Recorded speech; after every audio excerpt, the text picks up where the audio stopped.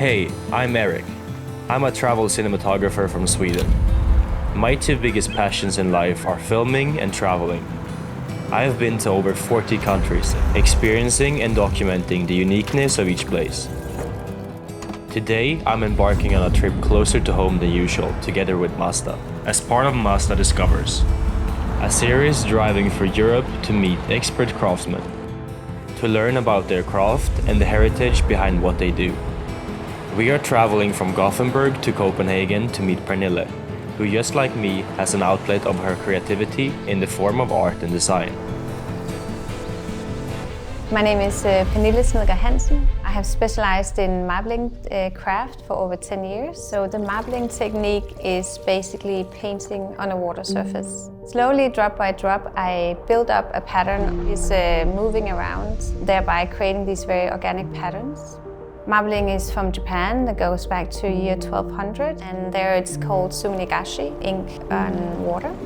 It's a very traditional craft. It was used to create patterns on documents and book covers. The process is always alive.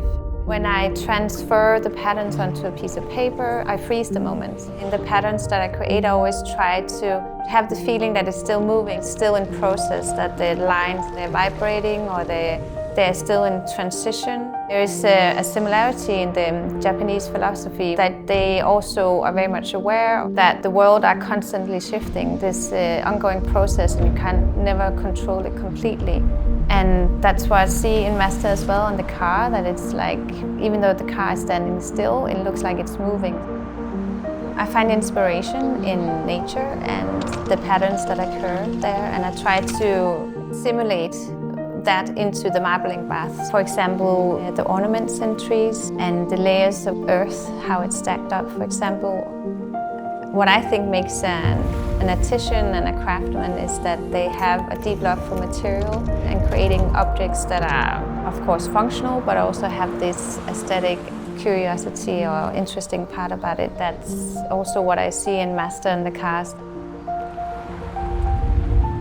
These ancient masters had formulated this state of flow as well that you could get into when you were working with this technique, because it's very meditative when you stand there, drip one drop of paint after the other, and you could get into the state of flow.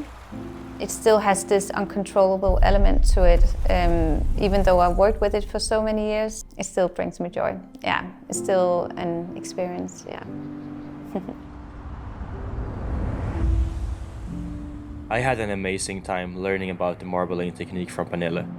A wholesome craft and innovative art I see different, yet very similar to my field of videography and even travel, where I constantly find inspiration in the patterns of nature, whether it's a mountain range or the ripple of a water drop.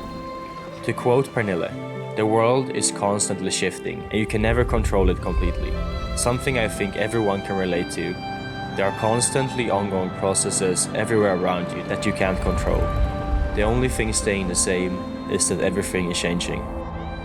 Being creative has always been a defining characteristic of humans, and if you look for it, there is design and art behind everything around you, with purpose and precision.